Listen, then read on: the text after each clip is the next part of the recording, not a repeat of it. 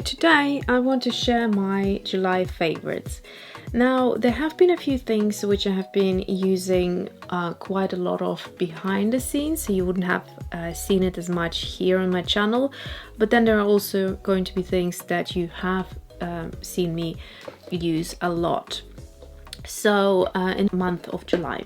So let me go through a couple of things with you. I think I'll start with the pencils first, and then we'll go into the watercolor related things. So for the pencils, I have discovered and absolutely loved the Caran Museum Aquarelle Pencils, and they're beautiful. I have expanded my collection a little bit and bought them open stock, so I'll link everything down below and you can have a look. There's also a video which I'll put in the card here for these pencils where I'm swatching them out so you can see what colors they are, and the list in that video for all of those colors. So my favorite colors, however, for the July month has to be, as you saw me use that so many times, is the Sepia 10%. It's a beautiful color. It's like a warm gray. And then the Sienna, or the Burnt Sienna 50%. And then this one here, which is the light malachite green. Absolutely love it. Those three colors look beautifully together. So I'm just going to add a bit of watercolor to it.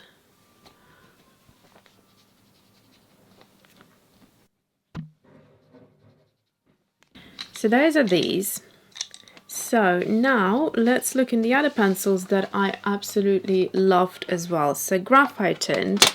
Graphite Tint are beautiful. They are supposed to be tinted graphite pencils and they're water soluble.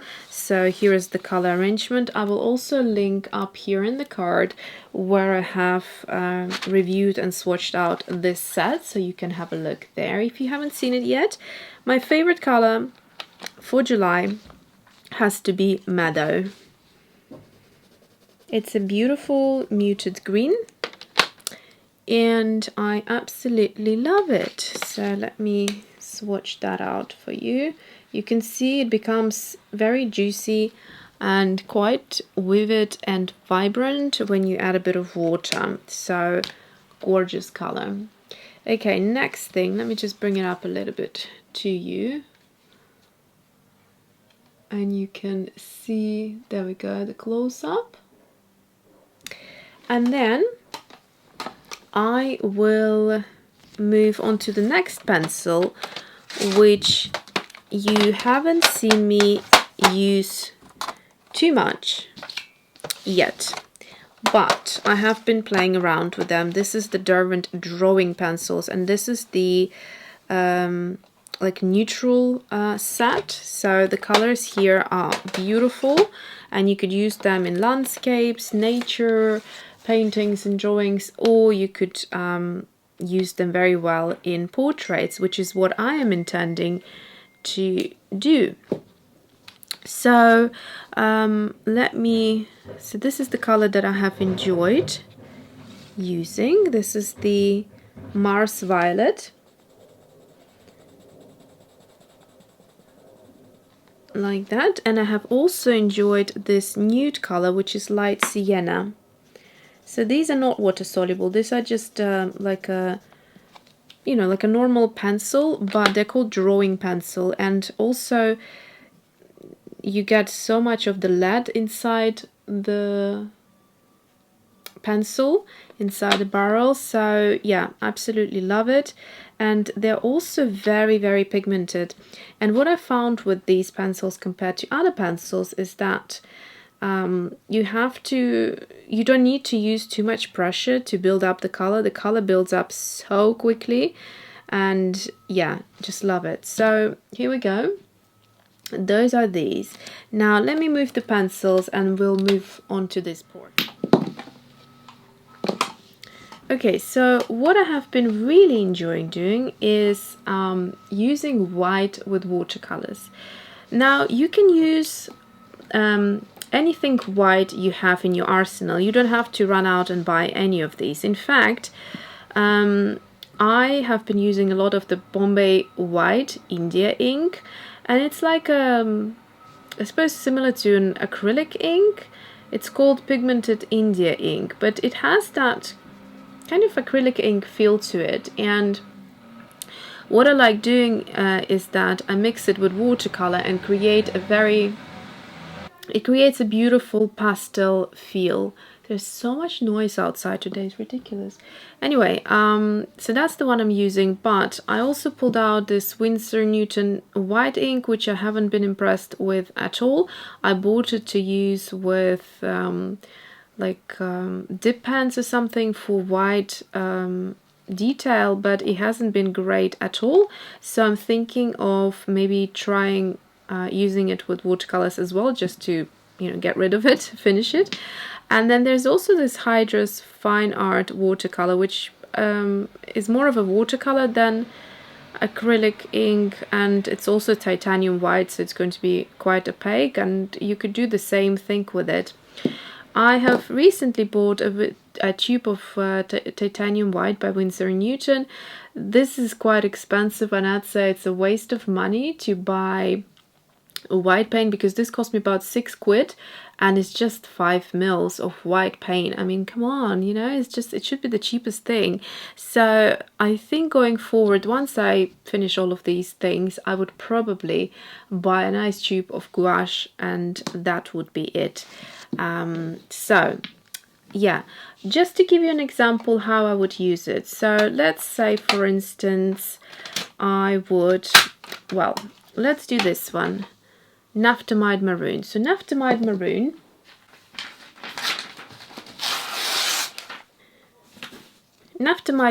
is a very intense, beautiful, deep color.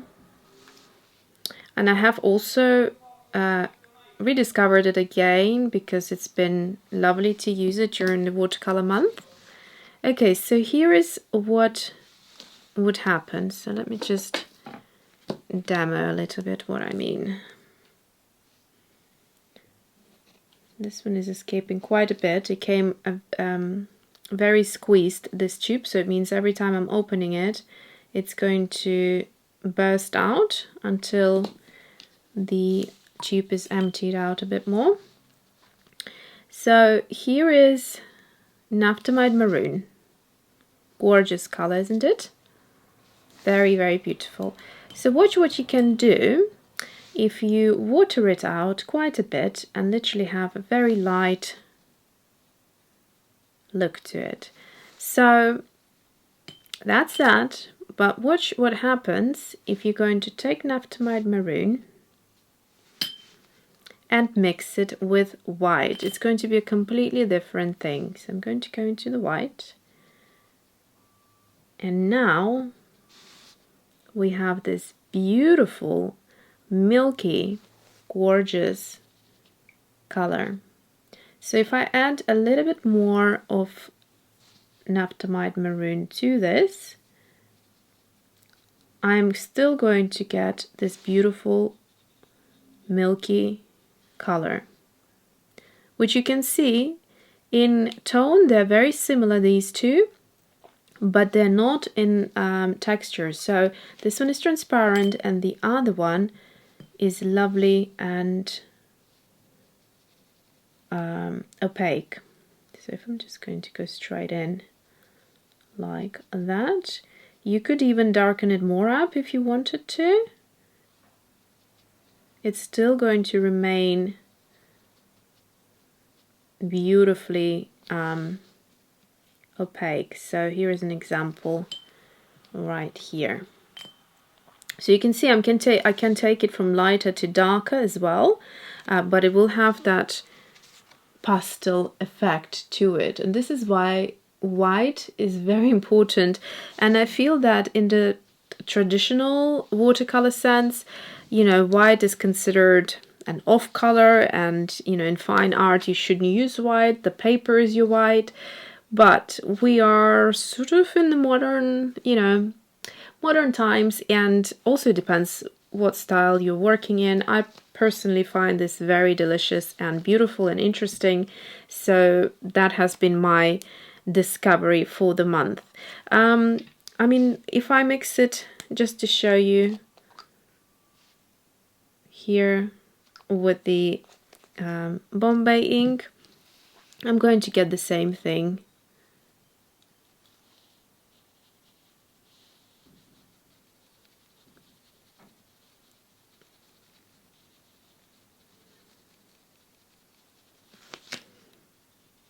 So this is with the Bombay ink.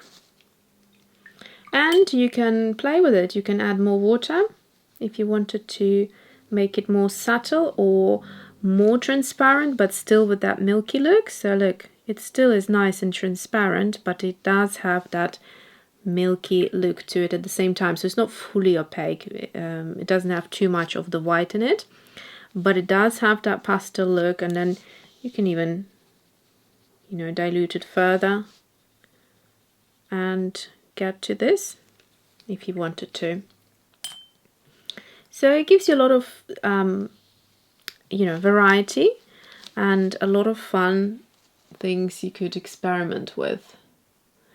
So that's that. Okay, pen wise, before we move on to the other watercolors, pen wise, it's been this pen. It's platinum carbon ink. I loaded it up with fresh ink because it was dried up inside and empty. It sort of evaporates very interestingly after a while when you don't use it. So I have been using it every day during the month of July for the illustrations, and it's just beautiful because it's super fine. I don't know, let's do some scripty writing, and you know, for doodling it's great because you can doodle little flowers that have so much detail in them. The line is super fine, and most importantly you can use it with watercolor because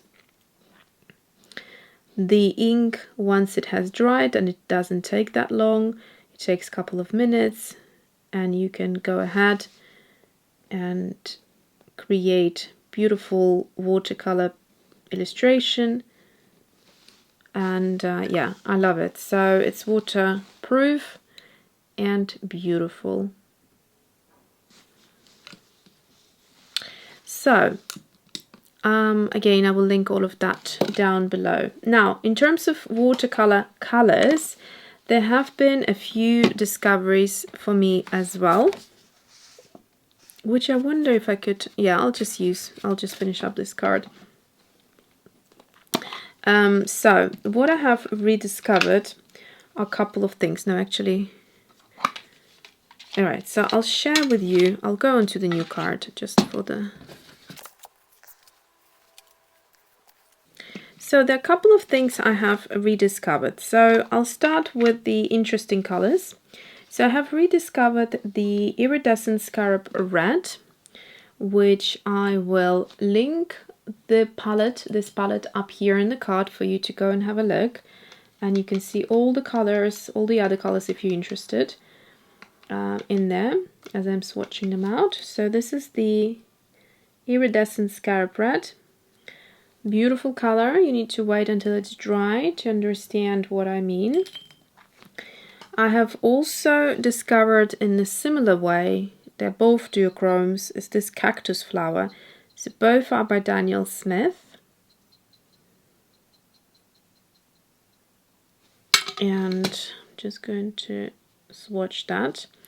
They're great for glazing, but also on their own, they're quite pretty as well.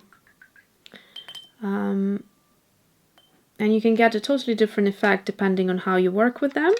You could shear them out, you could pack them on, and they look gorgeous. As a third kind of special color is the Schmincke's Gold. I absolutely have loved it this month.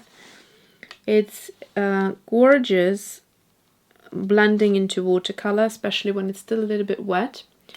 So you'll see once these dry, you can see it. There's also a bit of granulation with the Iridescent Scarab Red. So those are these. Now, what I want to do today is also compare the green gold. So basically, I absolutely love this green gold by Core. And then I realized I had Rich Green Gold by Daniel Smith, and they seemed very similar. So today I want to just give it a go. So when you first pack it on, it sort of almost has this muddy look to it. But watch what happens if you add a bit of water or you lift the color. You get to this beautiful, almost glowing kind of color. The other thing I want to compare is, because the binders are very different. So there's Aquazole in the binder with the Core watercolors. So let me see what I can do. I'm gonna put Moonglow next to it. So Aquazole tends to push things. So if I'm going to connect the two colors, what should happen, I think Aquazole is supposed to push the color in, but I'll try doing it the other way around, where I'm going to add Moonglow first and then Aquazole into it, see what happens.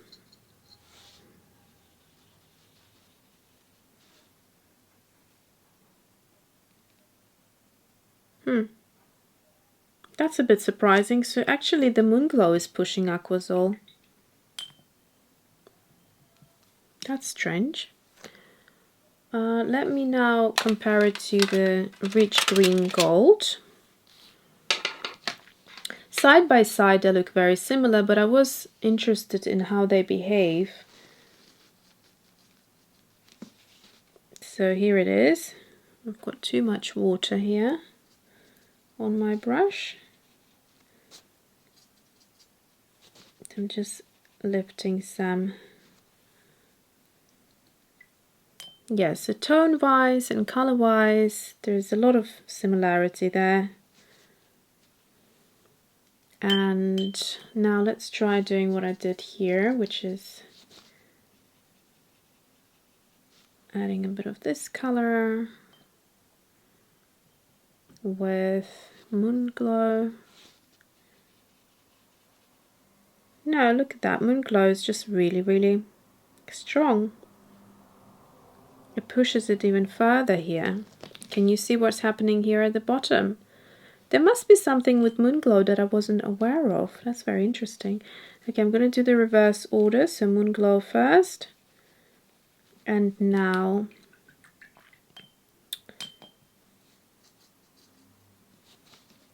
so these little discoveries happen only throughout play. Yes, so there's something with Moonglow that just shoots through. Interesting. So even the Aquazole hasn't been able to push Moonglow, but generally that's the thing.